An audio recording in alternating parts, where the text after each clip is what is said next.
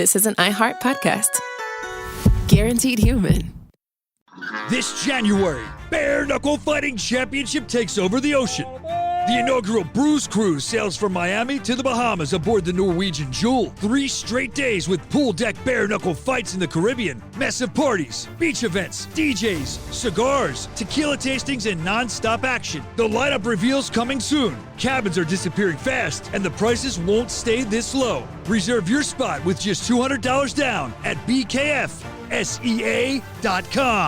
Support for the show comes from Public, the investing platform for those who take it seriously. On Public, you can build a multi-asset portfolio of stocks, bonds, options, crypto, and now generated assets, which allow you to turn any idea into an investable index with AI. It all starts with your prompt. From renewable energy companies with high free cash flow to semiconductor suppliers growing revenue over 20% year over year, you can literally type any prompt and put the AI to work. It screens thousands of stocks, builds a one-of-a-kind index, and lets you backtest it against the S&P 500. Then you can invest in a few clicks. Generated assets are like ETFs with infinite possibilities, completely customizable and based on your thesis, not someone else's. Go to public.com/podcast and earn an uncapped 1% bonus when you transfer your portfolio. That's public.com/podcast. Paid for by Public Investing. Brokerage services by Open to the Public Investing Inc. Member FINRA and SIPC. Advisory services by Public Advisors LLC, SEC registered advisor. Generated assets is an interactive analysis tool. Output is for informational purposes only and is not an investment recommendation or advice. Complete disclosures available at public.com/disclosures.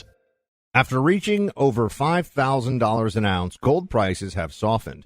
What does that mean for you? It means this is a buying opportunity. Whether you haven't yet diversified your savings into gold or maybe you just want to buy more, Birch Gold Group can help you. The fundamentals are still out of whack. Surging oil prices keep inflation high. The national debt is still soaring, and central banks are still buying massive quantities of gold. That's why my belief in gold hasn't changed one bit. Educate yourself. Birch Gold will send you a free info kit on gold when you text my name, Buck, to 989898. There's no obligation, only useful information, including how you can own gold in a tax-sheltered retirement account. With an A-plus rating with the Better Business Bureau and tens of thousands of happy customers, see if buying the dip makes sense for you right now. Text Buck to the number 989898. Claim your free info kit and diversify your savings with gold. Text Buck to 989898. Pure Talk used to charge $55 for unlimited high-speed data, but now it's just $34.99, giving you more for less. And if you're wondering how Pure Talk's network stacks up to the big guys, try it out for 30 days. No contract, no cancellation fees. Make the switch in as little as 10 minutes, and if you ever need help, their U.S. customer service team is standing by. Go to puretalk.com/Clay. That's puretalk.com/Clay. Pure Talk, America's wireless company.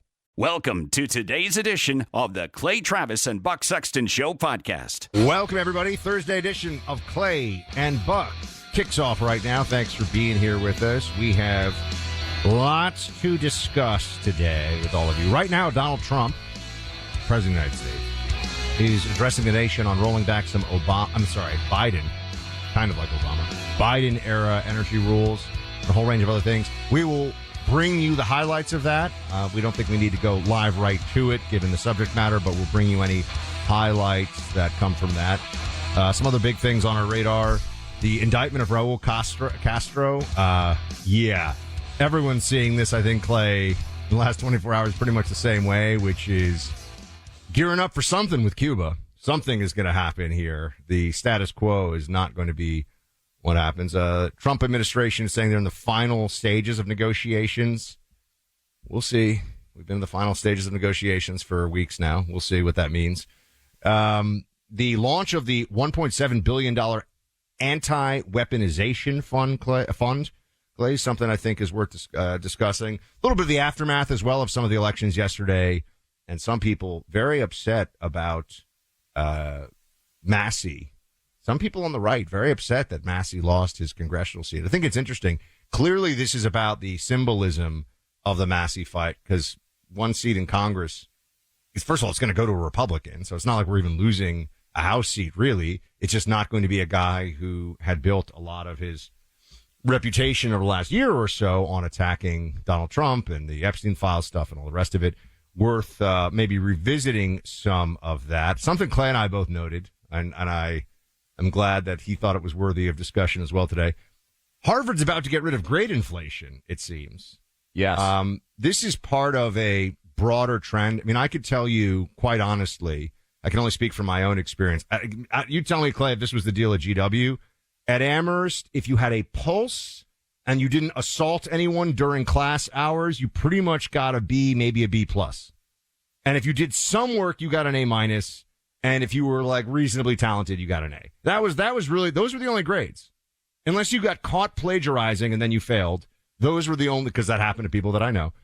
Those were the only options. Harvard's now going to have a bell curve, which means there's going to be a whole bunch of people in the middle, but then there's going to be some A's and some F's. Yeah, look, I think so.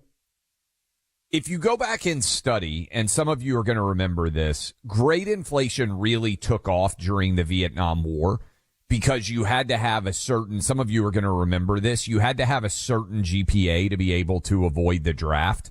And many different professors out there didn't want to be the reason that somebody went from being in a classroom to being forced to be drafted. In the initial days, that was a exemption you could get. And so if you go back and look, grade inflation started to skyrocket then.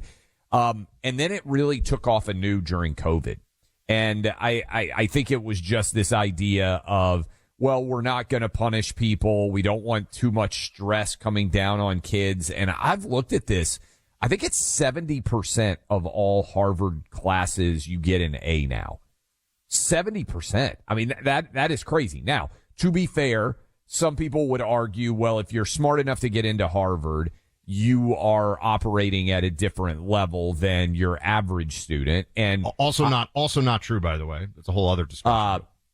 There are some, what I would say, if you want to adopt that mantra, there are a couple of law schools, at least two that I know of, Stanford and Yale, which just have pass-fail for law school.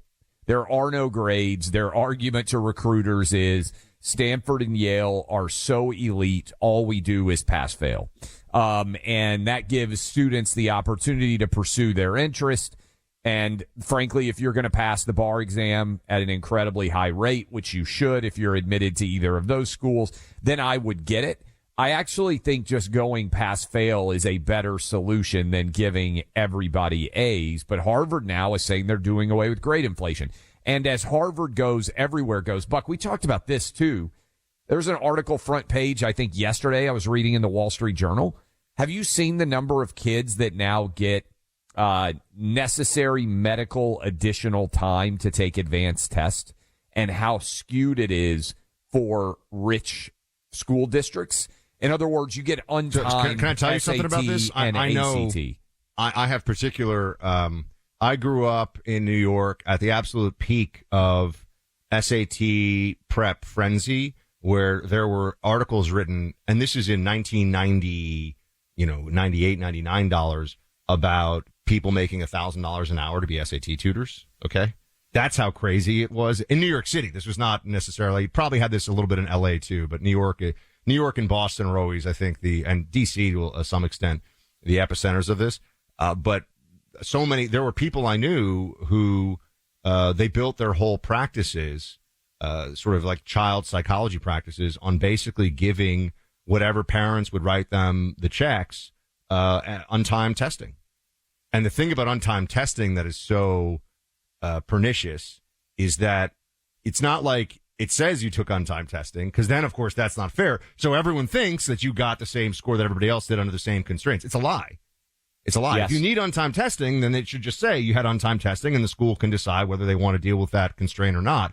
But Clay, it was all over the place. I knew people went to Ivy League schools of every kind, Stanford, Duke, you name it, untimed testing. Just so they could juice it. By the way, they didn't need it. Just so they could juice up their SATs. The whole thing was a scam, folks. We're all now because data is everywhere and we can find these things, the scams, Clay. It's not just Somalis running scams. A lot of people are running scams out there. Well, we saw, was it the Varsity Blue case where people were buying their kids' way into a wide variety? Well, that's a whole different thing. That's pretending that your kid is a Cruz star when. Yeah. But I think what you're seeing is these systems are being exploited in many different ways. And the stat was that 40% of Stanford's class got special accommodations on testing. And you know what's funny about this is in 2020, they suddenly said it's racist to standardize tests. You remember? So everybody went standardized test optional. For those of you who have forgotten many of the different crazy things that happened in 2020. And then what do you think happened? They found out that they were admitting people who didn't have the ability to do the bare minimum and stay eligible in the schools, that the standardized testing was a rough approximation of your ability to complete high-level schoolwork. And so they have all now slowly trickled back in to requiring the SAT or the ACT as a way, because this goes to the grade inflation thing, Buck.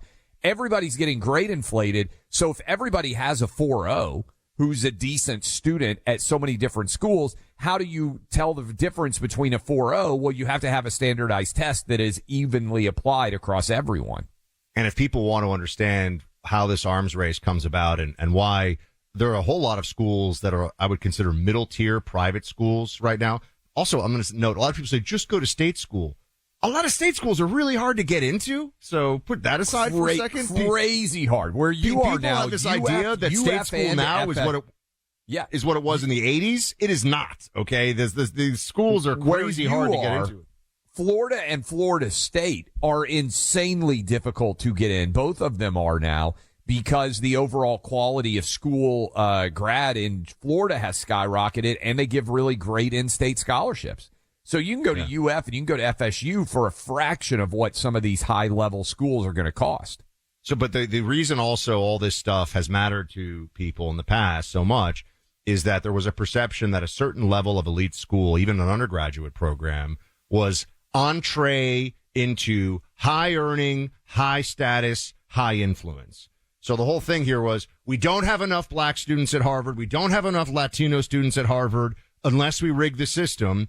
And it's not okay for them to go to a school that's actually more fitting of their academic skills and level at that point, because the point of Harvard and all these other so-called elite schools is not to educate people. It is to give them a credential that they can then monetize.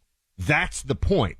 The problem they've run into is that because they have distributed that monetizable credential in a way that inherently undermines, because the thing was, I went to Harvard. Oh, well, I get to go to the top law firm, or I get to go to the top whatever, top grad school, top program, you name whatever job you want, engineering pro. Now it's okay. Well, you went to an Ivy League school. Why'd you get in? That's a fair question to ask. Oh, every time. And I'm going to admit, also, legacies, athletes, it's not just the preferred minority groups. Legacies, athletes, too, also factor into this.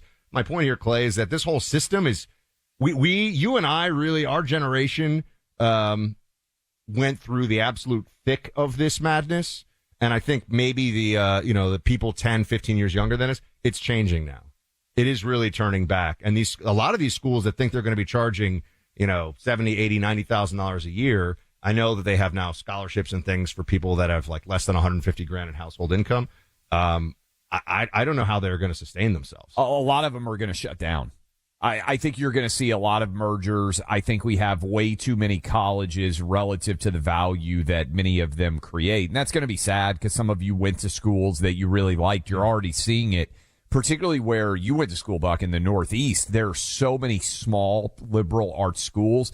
I think what you're going to see, and this is my, I think this is a big thesis in general, is success. So the elite of the elite are going to continue to do really, really well. The ones that are very affordable, I think, will have a way to succeed. But that middle tier, I think a lot of the middle tier schools are going to vanish. Yeah, no offense to any Bucknell grads out there, but your kids might not. They might want to look at some other options. I don't know why I just took a shot at Bucknell, but I did. Yeah, I was like, of all the places out there. That's the one that came to mind. I was like, meh. I'll say this, Clay, as well. If you want to really understand how much of this is branding versus education, those are two different things, right? Education is what you learn, your skills, improving or expanding your mindset, your understanding of the world around you, etc. Versus, I put this on a resume, I get the following things because of it. Yale University is named for a slave trader. They will never change the name. You could have kids lying down in the street at Yale, demanding, and by the way, they wouldn't do it either because they actually know this as well. Yale University is named for a slave trader, not even a guy who just like owned a slave or two, a guy who built his fortune trading slaves. They will never change their name to the University of, East New Haven or something. Yeah. Because it's not about the education. It's about you went there? So this whole university industrial complex is going through a reckoning right now because of the federally backed student loans, which meant they could just jack up the prices everywhere because of taking all these international students. So then they could have the international students pay, these exorbitant tuitions so they could lard up the payroll with all of these administrators who don't do anything other than lecture people about DEI and, pronouns.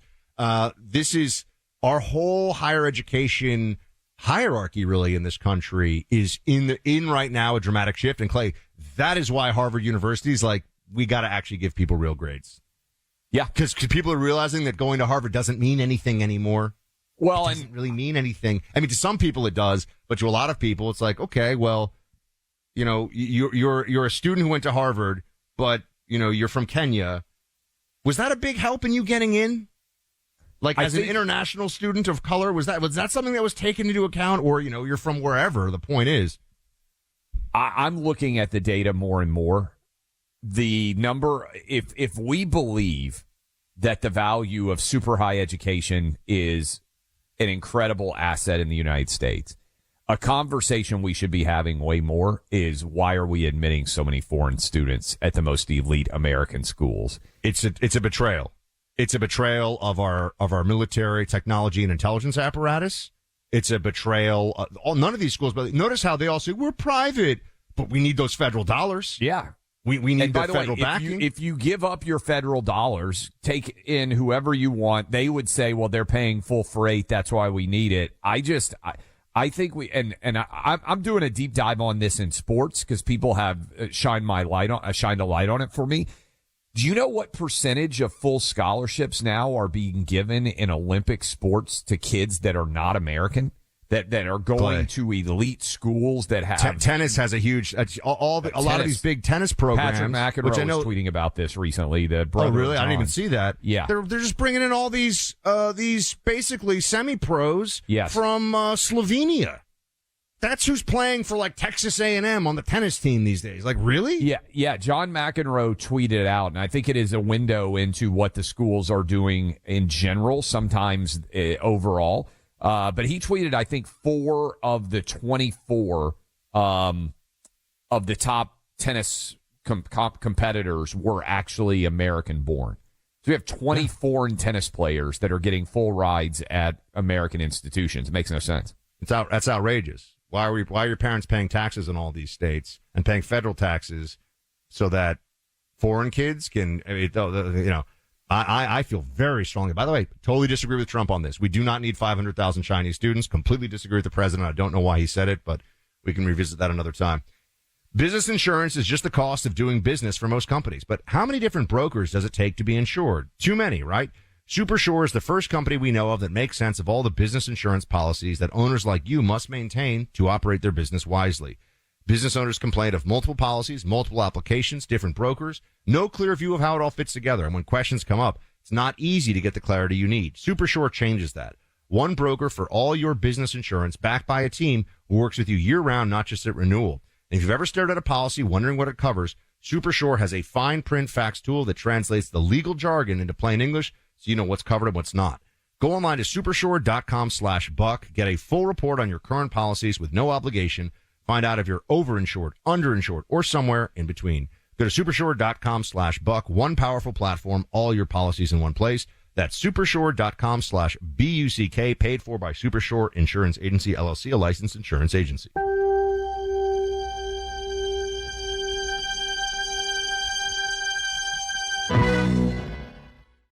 Combat sports fans, this January, it's the Bruise Cruise. Party with fighters. Watch a bare-knuckle fighting event live in the Caribbean. Plus DJs, bands, and chaos at sea. Prices increase soon. Hop aboard now. Go to BKFSEA.com. Support for the show comes from Public, the investing platform for those who take it seriously. On Public, you can build a multi-asset portfolio of stocks, bonds, options, crypto, and now generated assets, which allow you to turn any idea into an investable index with AI. It all starts with your prompt. From renewable energy companies with high free cash flow to semiconductor suppliers growing revenue over 20% year over year, you can literally type any prompt and put the AI to work. It screens thousands of stocks, builds a one-of-a-kind index, and lets you backtest it against the S&P 500. Then you can invest in a few clicks. Generated assets are like ETFs with infinite possibilities, completely customizable and based on your thesis, not someone else's. Go to public.com/podcast and earn an uncapped 1% bonus when you transfer your portfolio. That's public.com/podcast. Paid for by Public Investing. Brokerage services by Open to the Public Investing Inc. Member FINRA and SIPC. Advisory services by Public Advisors LLC, SEC registered advisor. Generated assets is an interactive analysis tool. Output is for informational purposes only and is not an investment recommendation or advice. Complete disclosures available at public.com/disclosures. After reaching over $5,000 an ounce, gold prices have softened. What does that mean for you? It means this is a buying opportunity. Whether you haven't yet diversified your savings into gold or maybe you just want to buy more, Birch Gold Group can help you. The fundamentals are still out of whack. Surging oil prices keep inflation high. The national debt is still soaring, and central banks are still buying massive quantities of gold. That's why my belief in gold hasn't changed one bit. Educate yourself. Birch Gold will send you a free info kit on gold when you text my name, Buck, to 989898. There's no obligation, only useful information, including how you can own gold in a tax-sheltered retirement account. With an A-plus rating with the Better Business Bureau and tens of thousands of happy customers, see if buying the dip makes sense for you right now. Text Buck to the number 989898. Claim your free info kit and diversify your savings with gold. Text Buck to 989898.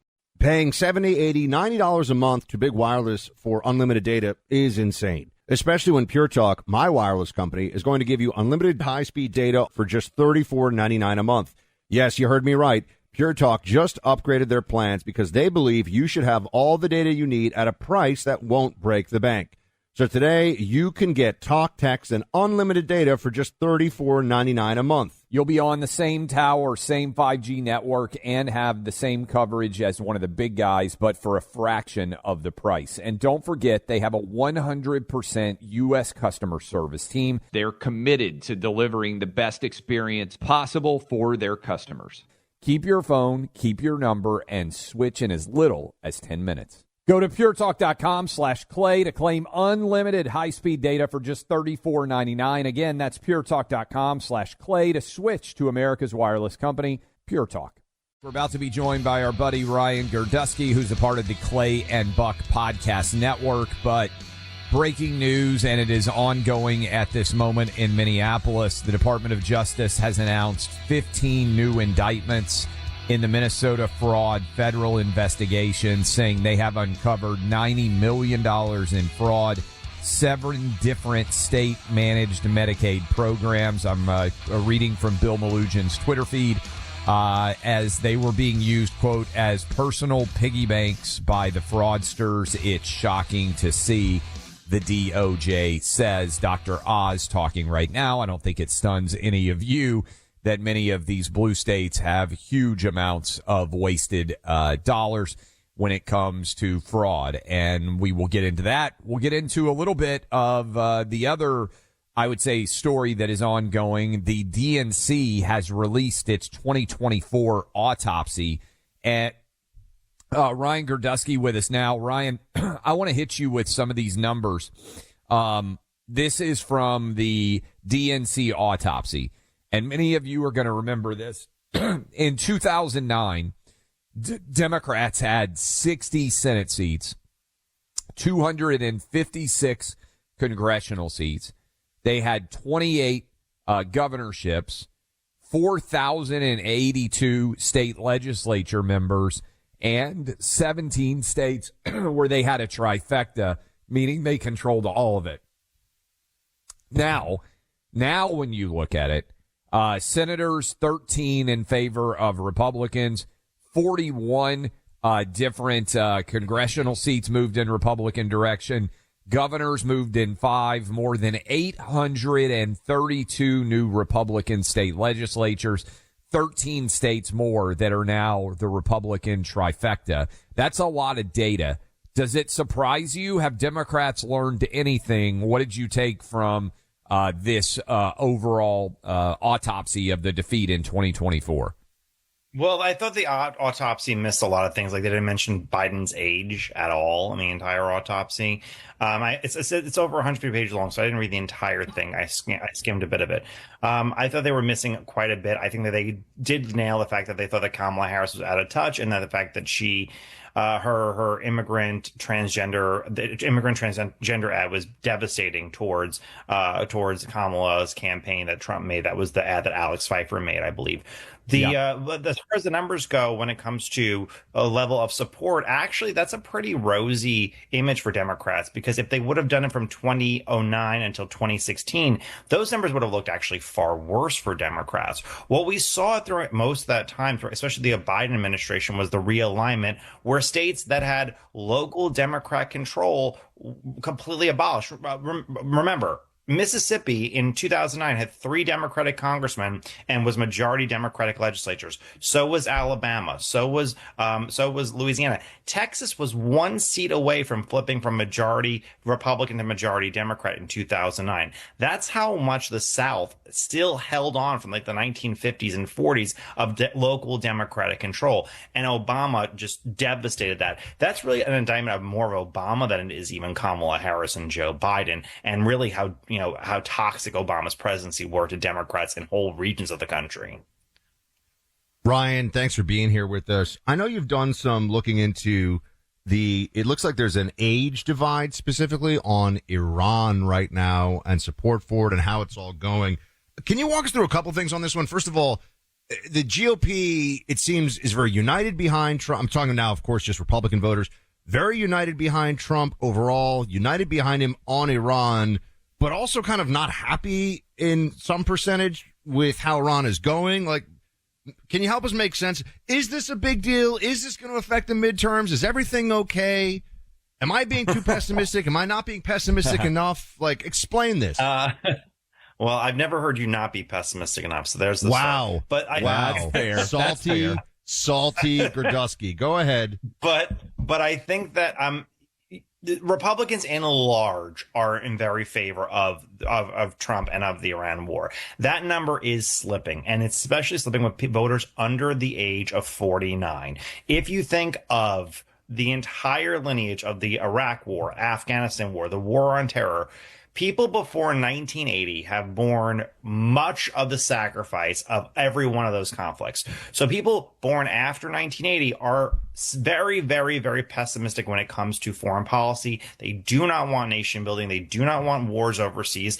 And they've also had a change of heart around the subject of Israel. When the New York Times looked at just Republican voters between the ages of 18 to 49, 75% of voters over 45, largely those who get their news from cable news, they were in favor of the war. Voters between the ages of 18 to 44, rather not 49, 44, 53% opposed the war to 39 who support it. And by a 2-to-1 margin, Republicans under 45 say it is not worth the cost of going to a war with Iran. They're also the ones trying to pay for their mortgage and their kids' tuition and all the gas prices and everything like that. What's most shocking, really, of all the data is the question of Israel. When they asked about what you want from a Republican presidential candidate in 2028, 70% of Republicans under the age of 45 want the Republican presidential candidate to take a different approach to Israel than Trump. Among voters over 45, it was only 20% want a different opinion than Trump does. So it is a complete split. But we're not going to see that electorally for at least another decade, because baby boomers and elder Gen Xers are by far the majority of Republican primary voters. It's going to take a little while to see that actually change out and bear out in elections, but we're probably a decade away from seeing a gigantic shift on foreign policy within the side of the Republican Party. I'm glad you brought this up, Ryan.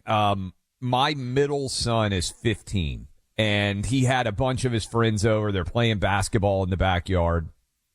And these are kids that are predisposed. The school that my kids go to, 75% Trump voters. they polled the kids in the school, 75-25, maybe it was 80-20, something like that. The kids voted for Trump. And let me give you a little bit more. When Charlie Kirk was assassinated, basically the whole school wore jackets and ties to school the next day in honor of Charlie Kirk. So they are hyper online. They were very big Charlie Kirk fans.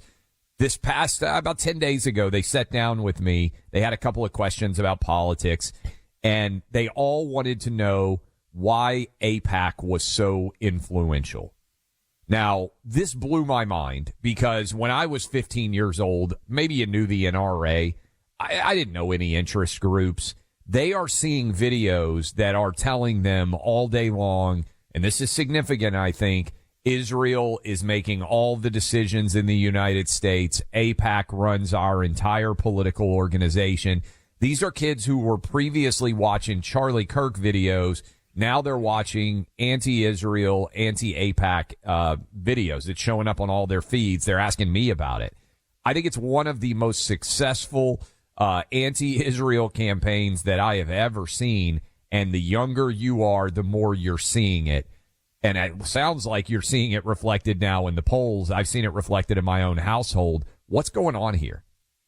Yeah, I live half my life in Louisiana. It's red state, red county America. And I from personal experience, almost every person I know cannot stand Israel from now down. This is a place that there would be more Zionists in Louisiana than there would be in Israel 20 years ago. I think there's a real shift in mentality where voters feel like they asked for one thing and got another. And voters feel in large part like they have very little control. So it is easy to prop up other entities and say they must have the control because I feel like I have no control. And that's why a lot of conspiracies have flourished in the last couple of years, especially online. I think that Bibi Netanyahu, for all I obviously don't know the man, but for all his good and bad, he has done a terrible job with PR when it comes to America and Americans, and leaning so heavily into an older generation, a cable news generation, and a generation with living memory of the Holocaust, which is a big divide of it. We are talking about a generation that not only obviously didn't live through the World War II, but doesn't know anybody or has never even seen a living person who went through the Holocaust. When I was a kid, we had Holocaust survivors who would come to schools and stuff like that. That doesn't exist anymore.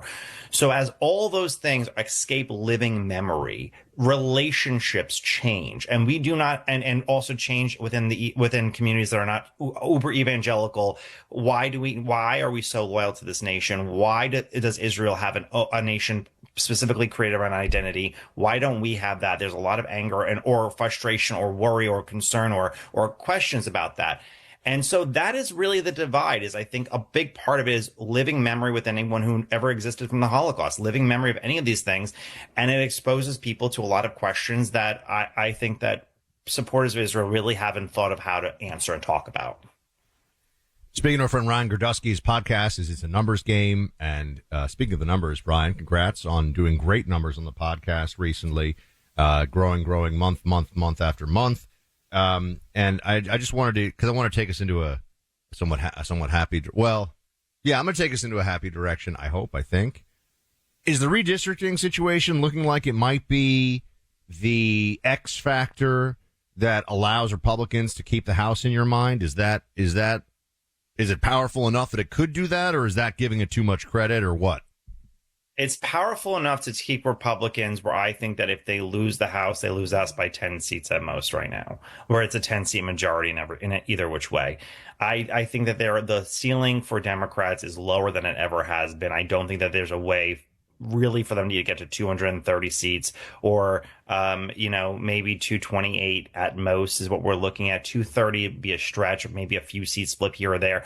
But Republicans need to do a little bit better on polling. Gas prices need to come down. The economy needs to get better for people. If that happens, then yes, Republicans can keep the House. It is that significant. But as long as gas prices are high, I still think Democrats have the favor. But they would have like a 90% chance. Now they probably have like a 65% chance of winning the House. Let's talk AI for a minute. There's been a lot of talk about the United Healthcare CEO's assassination. What are you seeing as it pertains to AI? And I know you've got a discussion surrounding the danger. I know a lot of these AI guys and gals, unfortunately, they have huge security teams that are following them around now because there's starting to be a demonization, I think, of a significant level of big tech associated with it. What do you see? So I did every episode of this week's on a Numbers Game podcast on my podcast for the Clay and Buck Network is about AI. It's about data centers, AI. I bring on journalists and experts to really just go through what is nonsense, what is the truth, and what's really in the middle that we could talk about. The numbers against AI are so aggressive and have shifted so aggressively. And what I predict in this episode that's coming out tomorrow is, I think over the next 3 years, a serious assassination against a tech executive is not impossible. The Luigi Mangione, how he's treated by the far left and how he is worshipped and glorified and almost treated as a saint is something to behold, in the sense that they weren't repulsed by a murderer. And in the last, couple months, we've had 2 assassination attempts against Sam Altman. They were both unsuccessful, but they got a Molotov cocktail through his window of his house or in front of his house. It is not, as long as you go outside, you are absolutely under risk if you are high profile enough. And I don't know if there's a security team in the world that could change that. And and I think that the people like Kevin O'Leary, who have been going to bat and saying data centers and are good and whatnot, I think they have a lot of the wrong messengers. And as for every time that you have someone say something smart, like Jeff Bezos was on CNBC, had a really, really strong interview of why AI was good. You also have Dario Modi from Anthropic. He's going on and saying 50% unemployment and a complete apocalypse of new jobs. They've created very bad PR for themselves, and having billionaires that look like the bad guy from a superhero movie making the case for them is not really the best option. Lex Luthor would not be selling the best option for them.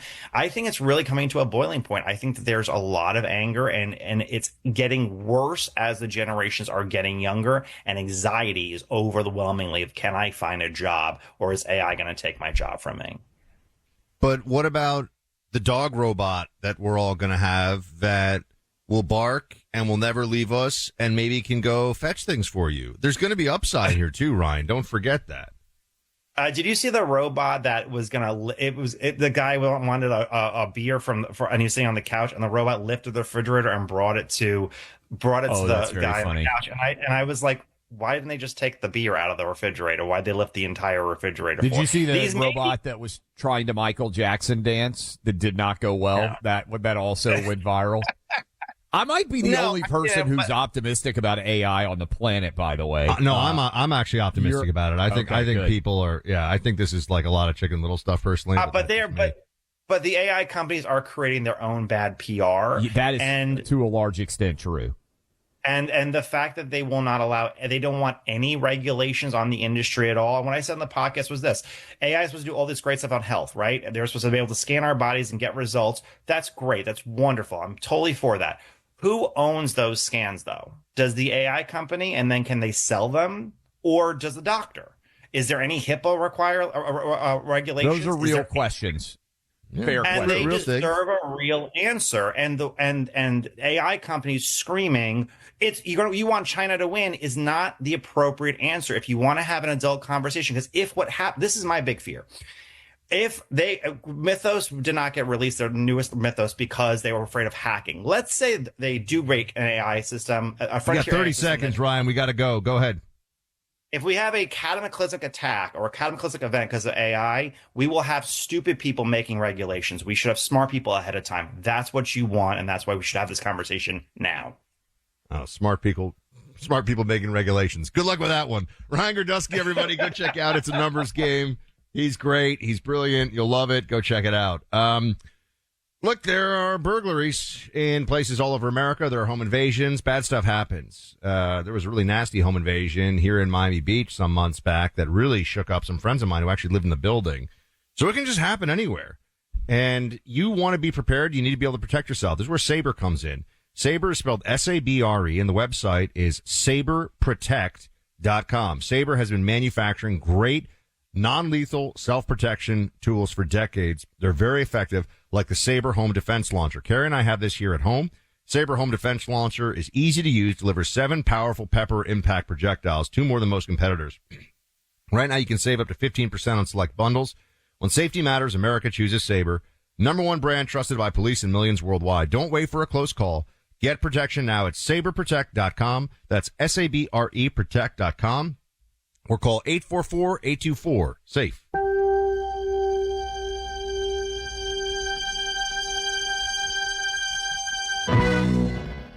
We got a couple things right off the bat here.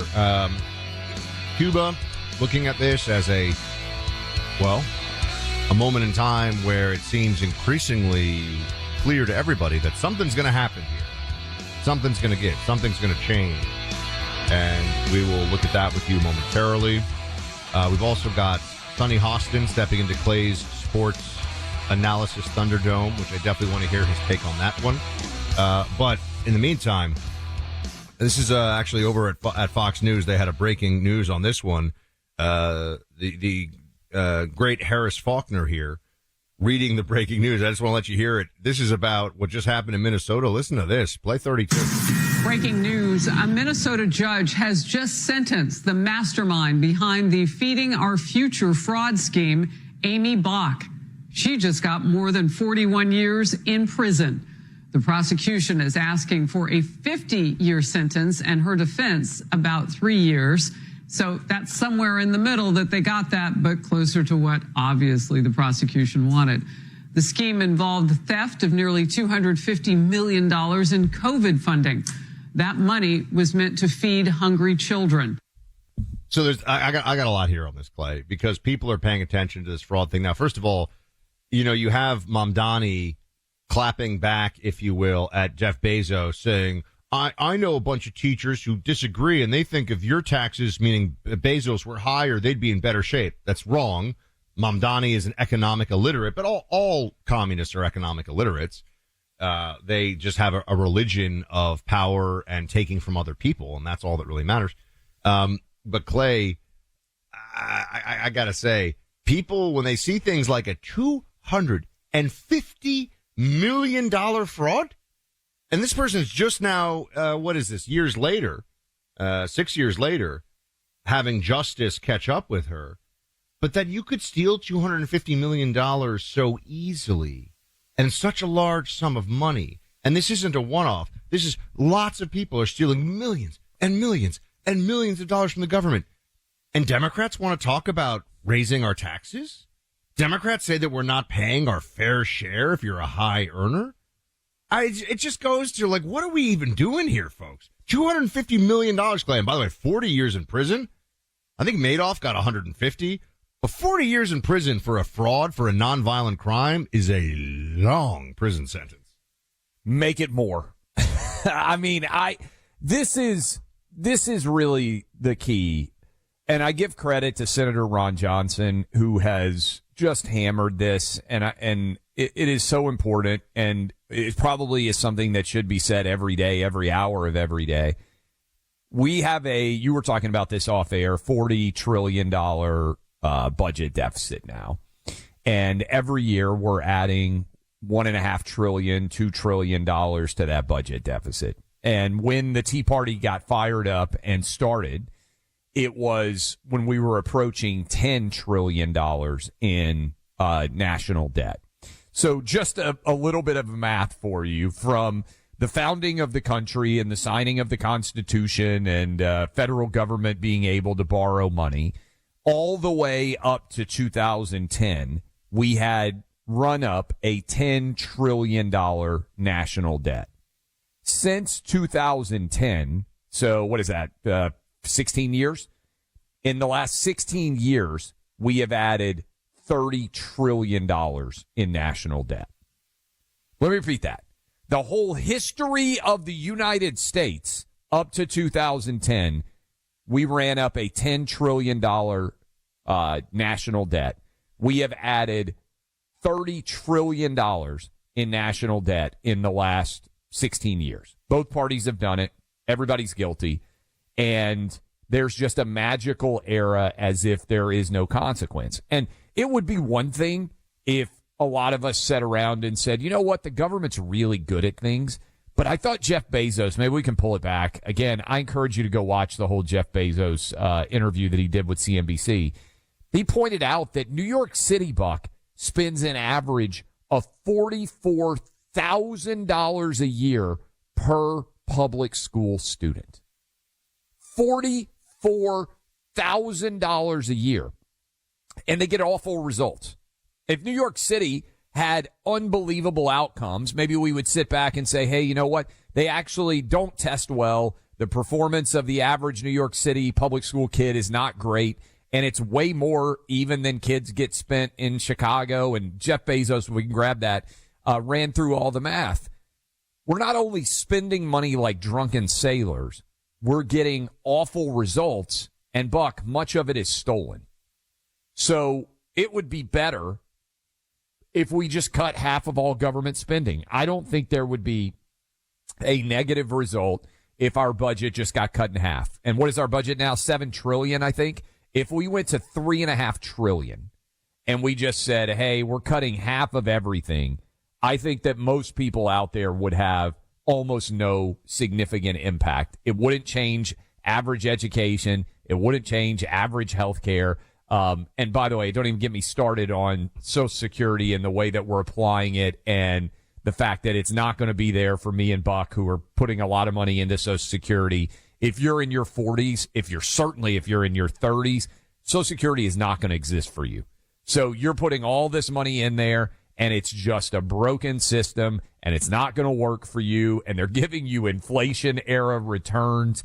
And that's only if you live long enough to get it. It's the fact that nobody goes after Social Security, to me, in terms of the brokenness of the program and the fact that it's an awful deal for most sane, reasonable, responsible Americans. It's crazy to me that we have just accepted that Social Security as if it's a great program. For a lot of people, it's a disaster. Really, you're just rolling the dice and hoping that you live a long time. If you die beforehand, you get nothing. That's me on the soapbox. At some point, no, that was good. When you're fired up, it's good. Speaking of fired up, we're going to get that Sonny Hostin clip about letting that go. But we're almost at $40 trillion in debt, everybody. And the reality is that when it's clear that there's a real crisis because of the debt, and a lot of it is just confidence that investors have, confidence that the rest of the world has, including China, for example, which buys a lot of our treasuries, and some of these other countries buy U.S. treasuries. A loss of investor confidence could trigger a major recession. And if you have if treasury auctions all of a sudden don't give us the kind of financial wizardry that we've gotten used to, our whole standard of living and the way that America operates, it all changes very rapidly. And if you're asking me what is the biggest, other than internal divisions from endless, wide open, illegal and too much legal immigration, another conversation for another time, but a too rapidly changing American population from outsiders, and the left becoming so insane that you start to wonder how far we are from like separatist movements and things like that forming. That's that's a real threat that I see in this country. I don't see it tomorrow, but I see it over the next 20 to 30 years. I think also the debt is a real threat to our standard of, I'm not saying that the debt is going to, in the middle of the night, show up like the boogeyman and capture you and, take you down into like the netherworld or something. But that would be kind of a bad horror movie. Like the national debt comes for you now, but it's I like do Stranger think, Things, except debt. It kind of is. It kind of like the national debt kind of is a giant smoke monster, except it's going after America, not a bunch of little kids. Wait, is it a smoke monster? No, that's Lost. Whatever. I get these things. Smoke monster's great from Lost. No, it's the Demigorgons primarily. There you go. Nerd alert in Stranger Things. And I'm just saying that we have shown no willingness to look at this seriously, and I think it's one of the biggest problems that we have. But why are we talking about this also? Because of the fraud situation. What does it tell people who are busting their asses and who are calling in and saying, hey, I work a 9 to 5, or maybe a 9 to 7, or a 5 a.m. to noon shift, or whatever you're doing, all of you, and you're saying, Buck, I pay my bills. I don't run up big debts, but man, is it getting tight on the monthly budget. Man, are the gas price plus the food price plus the cost of a mortgage, the cost of money, the amount of money I had to have to put into this house, all these things. And then you hear there are people that just get magic money from the government, hundreds of billions of dollars for pretending that they're feeding children. I mean, that's what just happened here. $250 million. If it were $250,000 of fraud, I would say, no one's really paying attention. $250 million? It just feels like we have an unserious government when it comes to our finances, to our money, and to the Treasury. It feels like no one pays attention. No one cares. The whole thing is a scam. Meanwhile, I get audited by New York State every second that I spend in New York City. It's like if you play by the rules are everywhere and constantly just chipping away at you and all these crazy. Or you can just get $200 million for pretending to feed starving kids and no one seems to figure this out. What did I see if you can, producer Allie, find? I don't remember my audit. I believe that I owed $35. The IRS came after me, and I think it was like $35.75 that I had underpaid my taxes. So, and by the way, that is a tiny percentage of the tax dollars that I had paid. They told me, I think I settled. They were like, hey, you underpaid your taxes. Accountants, God knows what I paid in accountant fees to do my audit. You thought you were going to get away with half of a Chick-fil-A order on Uncle Sam's dime, Clay? That's what, imagine how much money was spent for the government to collect $35.75 back from me. And by the way, I'm sure that I didn't actually owe it, but I think I wrote it for $36 rounded up just to help out, right? And meanwhile, all these people out here are running $100 million, billion-dollar fraud, and we can't catch it. The government can catch me, they think, not paying $35 that I owe, and they can't catch people not paying, stealing $35 million. I just think it's about who you want to focus on. And they told me as soon as we took this show, Buck, they said, get ready to get audited every year, and I get audited every year. By the way, here's Bezos, especially when Joe Biden was in office. Here's Bezos talking about what would happen using the New York City school budget as an example, cut 34. The New York City school system, right? They spend $44,000 per student. $44,000. That's 30% more per student than other big cities like Chicago, LA, and Boston. And it's 3 times more than Miami and Houston. And by the way, New York City doesn't get better outcomes. So what this?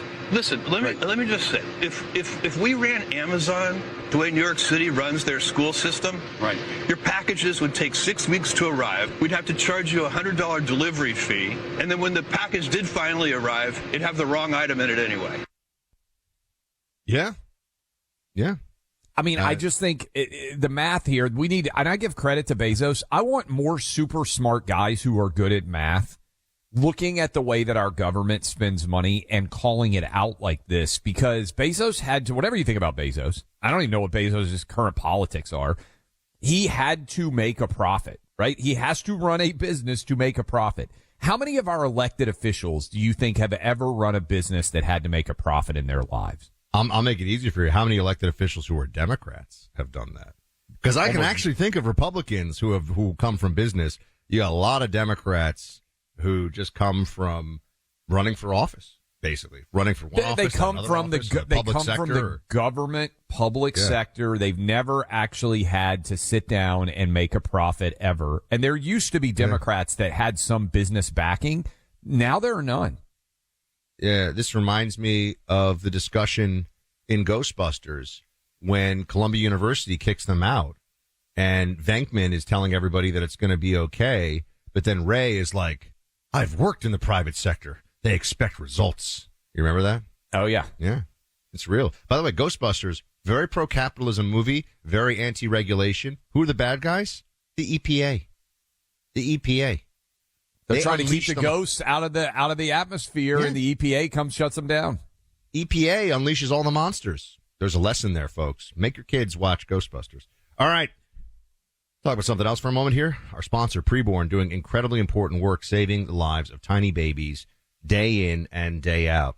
This past year, they saved the lives of more than 80,000 unborn children. Think about how that changes the trajectory of so many, not just women, but entire families for good and toward a godly path. When a woman walks into one of Preborn's clinics, she's welcomed with open arms. She's introduced to her baby through an ultrasound, and for the first time, she sees life, not risk. And she's offered hope-filled choices by Preborn. When she chooses life, Preborn continues walking with her for up to 2 years, providing maternity clothes, diapers, counseling, and so much more. They want moms to become moms, have their babies, and have beautiful lives with them. Preborn cares for the whole woman and the precious baby growing inside her.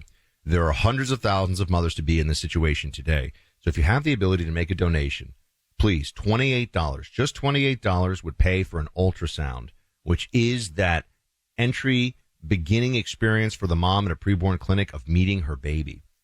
Using your cell phone, dial pound 250, say the keyword baby. That's pound 250, say the keyword baby. $28, $280. $280 would be 10 ultrasounds. Think about that. You might be helping 10 little adorable baby boys, baby girls come into this world, bond with their mother via that ultrasound, and then months later, mom has a new boy, new girl. Go to preborn.com/buck. That's preborn.com/buck. All gifts are tax deductible. Preborn.com/buck, or dial pound 250 and say the keyword baby, sponsored by Preborn.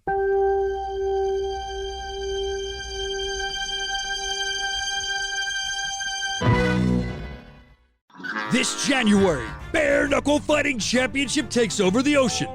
The inaugural Cruise sails from Miami to the Bahamas aboard the Norwegian Jewel. 3 straight days with pool deck bare knuckle fights in the Caribbean, massive parties, beach events, DJs, cigars, tequila tastings, and non-stop action. The lineup reveals coming soon. Cabins are disappearing fast, and the prices won't stay this low. Reserve your spot with just $200 down at bkfsea.com. Support for the show comes from Public, the investing platform for those who take it seriously. On Public, you can build a multi-asset portfolio of stocks, bonds, options, crypto, and now generated assets, which allow you to turn any idea into an investable index with AI. It all starts with your prompt. From renewable energy companies with high free cash flow to semiconductor suppliers growing revenue over 20% year over year, you can literally type any prompt and put the AI to work. It screens thousands of stocks, builds a one-of-a-kind index, and lets you backtest it against the S&P 500. Then you can invest in a few clicks. Generated assets are like ETFs with infinite possibilities, completely customizable and based on your thesis, not someone else's. Go to public.com/podcast and earn an uncapped 1% bonus when you transfer your portfolio. That's public.com/podcast. Paid for by Public Investing. Brokerage services by Open to the Public Investing Inc. Member FINRA and SIPC. Advisory services by Public Advisors LLC, SEC registered advisor. Generated assets is an interactive analysis tool. Output is for informational purposes only and is not an investment recommendation or advice. Complete disclosures available at public.com/disclosures. After reaching over $5,000 an ounce, gold prices have softened. What does that mean for you? It means this is a buying opportunity. Whether you haven't yet diversified your savings into gold, or maybe you just want to buy more, Birch Gold Group can help you. The fundamentals are still out of whack. Surging oil prices keep inflation high. The national debt is still soaring, and central banks are still buying massive quantities of gold. That's why my belief in gold hasn't changed one bit. Educate yourself. Birch Gold will send you a free info kit on gold when you text my name, Buck, to 989898. There's no obligation, only useful information, including how you can own gold in a tax-sheltered retirement account. With an A-plus rating with the Better Business Bureau and tens of thousands of happy customers, see if buying the dip makes sense for you right now. Text Buck to the number 989898. Claim your free info kit and diversify your savings with gold. Text Buck to 989898. Paying $70, $80, $90 a month to Big Wireless for unlimited data is insane, especially when Pure Talk, my wireless company, is going to give you unlimited high-speed data for just $34.99 a month. Yes, you heard me right. Pure Talk just upgraded their plans because they believe you should have all the data you need at a price that won't break the bank. So today, you can get talk, text, and unlimited data for just $34.99 a month. You'll be on the same tower, same 5G network, and have the same coverage as one of the big guys, but for a fraction of the price. And don't forget, they have a 100% U.S. customer service team. They're committed to delivering the best experience possible for their customers. Keep your phone, keep your number, and switch in as little as 10 minutes. Go to puretalk.com/buck to claim unlimited high-speed data for just $34.99. Again, that's puretalk.com/buck to switch to my wireless company, America's wireless company, Pure Talk. Steve Eubanks joins us now, sports journalist, author of Godball, first book to seriously examine the modern surge of public Christian faith in American sports. Going to get to that in a moment, but first, you have 6 kids and 14 grandkids, Steve? I don't know how you had time to write a book. Well, geometric progressions work, Clay. I mean, once you've had 6 kids, the next step gets a lot bigger. That is awesome. Well, congratulations on that. Now, I feel like a lot of people that are listening to us right now have grown accustomed to the amount of athletes that mention their religion, that thank God in a post-game interview, sometimes in a pre-game interview. Athletes are some of the most religious public figures anywhere in the country by far, but it doesn't really get talked about that much. Where did the inspiration, where did the idea to write this book come from? Well, I think it came from what you just talked about. Like you, I watch a lot of sports, and you couldn't watch a pregame press conference or a postgame interview without seeing people speak about their faith. And I was thinking to myself, surely I'm not the only person who is seeing this. And as I began to do some research and look into it, we'd always had it. I mean, going all the way back to Roger Staubach, we had athletes who would say they wanted to thank their Lord and Savior after a round or after a game, but it became something that grew exponentially. And really over the course of the last 6 years or so, it exploded. And you can't, again, watch an event now without seeing the first thing out of a player's mouth, speaking about their religion and their faith. We were just talking about the Southeastern Conference and the fact that Sonny Hostin wants there to be a boycott. I wrote a book inside of the University of Tennessee's football season, and the amount of prayer before and after games really stood out to me. I don't know that your average fan notices it that much. But whether you can have a pregame prayer has turned into a big debate, unfortunately. Fortunately, the results have actually been very positive. What can you tell us about that? I know as a high school coach out on the West Coast, if I remember, that they got fired over this. Yeah, and I'll tell you, Clay, 2 things happened, and you guys talked about it in the first hour. The radicalization of these athletes around COVID cannot be understated, because they realized that everything that they had worked for their entire lives could be taken away from them. And as a result of that, they felt like they really owed it to their fans and to themselves to go out and talk about the things that are important. And for many of them, the things that they realize are deeply important is their faith. And so they were going to use their platforms to talk about that. That coincided with the Supreme Court decision that you're just talking about.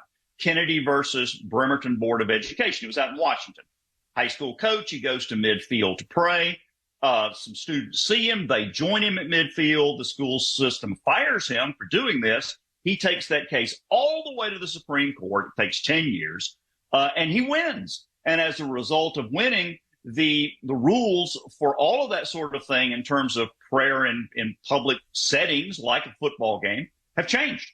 And I think those 2 things coalesced to bring about the confidence that these athletes have now to go out and speak about this.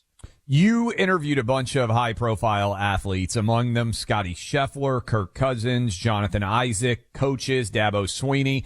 Somebody I know pretty well works with me at Outkick, Riley Gaines. What did those athletes tell you about the importance of religion? It's the most important thing. What they have realized is, especially when you have worked as hard as they have to reach the pinnacle, you win the trophy, you win the championship, you get the ring.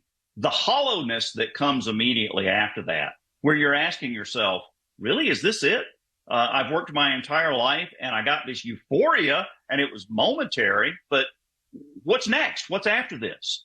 And a lot of them have realized that what's after this is far more important than what has come before it. And so that's why they feel like they are the messengers now to go out and preach the gospel. People, some, maybe even listening to us right now, will say mixing God and sports feels frivolous because why in the world does God care in any way about a sporting event? How would you respond? God cares about his people, and the athletes today are driving the culture. I mean, look, take anybody under the age of 30, maybe under the age of 40, and ask them to name 5 prominent religious figures. You're going to get 0. I mean, there's a 0% chance they can do that. They name 1. You ask them to name 5 prominent athletes, they can do it in a second. They may not be able to name 50. So athletes are driving the culture. And as a result of that, they're the people that they recognize that, and they're using their platforms to spread a far more important message than who won the game last night. Tim Tebow, we were talking about SEC football. I know he played in the NFL, but everybody who's a college football fan knows Tim Tebow. I would submit that he may be the best of the modern era, almost in the entirety of the 21st century, in terms of using the sports to help spread his faith. I think he's done a pretty phenomenal job of it. Does he jump out to you as one that may be at the absolute apex of what you're talking about? He was really one of the original drivers of this. Prior to him, there were a lot of Christian athletes, but they didn't feel comfortable going public. They were afraid they were going to be called Bible beaters. It was kind of a slur that was used against these athletes that tried to go out and make these public professions. Tebow was one of them. And if you will recall, there was a lot of controversy and derision when he would go out and kneel, what became known as Tebowing. Now you can't watch an event where that doesn't happen. I mean, just go down the list. Travion Henderson, Aaron Judge, C.J. Stroud, Fernando Mendoza, Buck's favorite running back, Saquon Barkley. I mean, these guys are all out there speaking about their faith openly.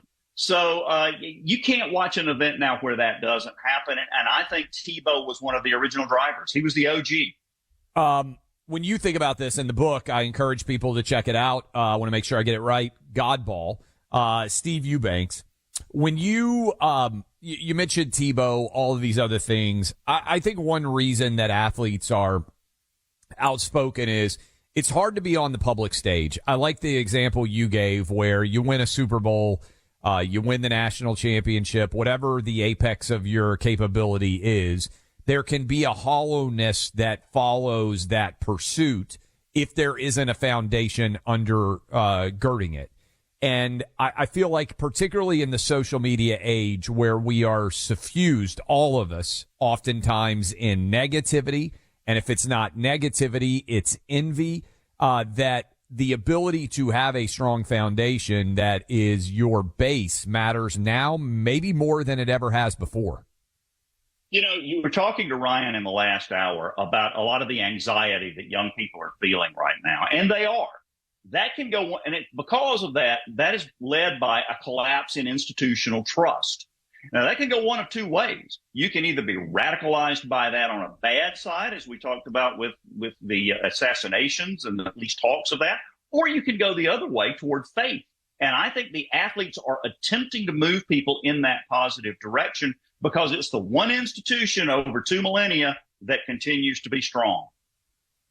Last question for you. Young men seem to have more of a religious bent of late than young women. Did you find that to be true? Some in the world of athletics, and you've got 6 kids, and I believe it was 14 grandkids, might have been 16 grandkids. You got a bunch. I'm curious if you're seeing that in any of your own family, and do you think women are coming to this later, or do you think women maybe are grappling with this new societal norm of what it means to be a woman, maybe even as much or more than men are? I think it is men that are driving this at the moment. Now, again, I say that. You mentioned Riley Gaines, who has become a good friend and was tremendous in helping me with this book. I've talked to a number of LPGA players who are very strong in their faith and very outspoken. So they are out there. But the numbers are overwhelming on the men's side, and I think it's because they recognize their role as leaders. And that goes back to Christian foundations as well. Men are supposed to lead in the church and in the family. And as a result of that, these guys are stepping forward and doing that, but doing so in the love that was preached in the gospel. Outstanding stuff. I hope you have a good long Memorial Day weekend with all those kids and grandkids. And I would encourage everybody out there that father of 6, grandfather of 14, author of Godball, Steve Eubanks. I'm assuming people can find it everywhere. Amazon's always an easy place to go. What will people find if they read this book? They're going to find out how this revival started, why athletes, and why now. That is a good tease. We appreciate the time. Thank you, sir. Thanks, Clay. Look, I want to tell you, if you're worried out there about your information on the internet, somebody getting it, somebody taking advantage of it, then you need to make sure that you've got our friends LifeLock helping to take care of you. They do such a phenomenal job at LifeLock of monitoring your name, your information, and making sure that you do not become a victim of identity theft. They monitor millions of data points a second for risk to your identity. LifeLock will detect and alert you to potential identity threats you might not spot on your own. And when they see evidence your identity might be in the wrong hands, they're in touch with you immediately. If you do become a victim of identity theft, a dedicated U.S.-based restoration specialist will fix it, guaranteed, or your money back. Easy to help protect yourself with LifeLock. Join now and save 30% off your first year with promo code CLAY. That's 1-800-LifeLock. You can also go online, lifelock.com, promo code CLAY for 30% off. That's lifelock.com, promo code CLAY for 30% off.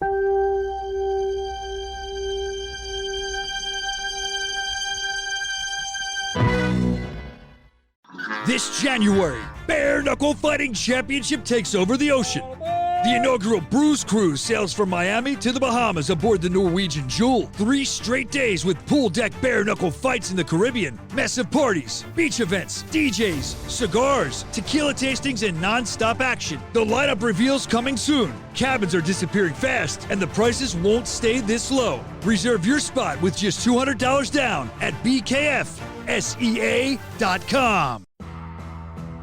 Real value shows up in reliability you don't have to second guess. Like a set of Firestone all-season tires. They're designed to deliver confidence-inspiring wet weather traction and a quieter ride, no matter the road, season after season. Firestone all-season tires. For durability you can count on, just like people count on you. Firestone, always dependable since 1900. This is Martha Stewart from the Martha Stewart Podcast. Ever wonder how to make hosting look effortless? Here's a secret. When prepping for cooking and baking, get ahead of the mess with new Reynolds Kitchens countertop prep paper. Just lightly wet the counter so the paper grips. Lay it down, and drips and spills stay on the paper, not on your counter. Cleanup is as simple as lifting it away to reveal clean counters.